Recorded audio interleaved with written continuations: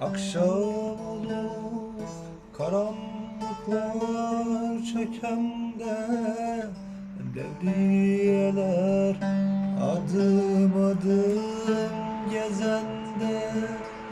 Akşam olur, karanlıklar çökende, devriyeler adım adım gezende. Yarı uykuda ben yine penceremde,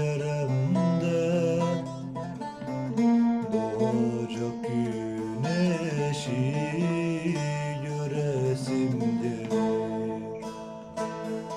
Yarı uykuda ben yine penceremde, doğacak güneşi göresim gelir. İşte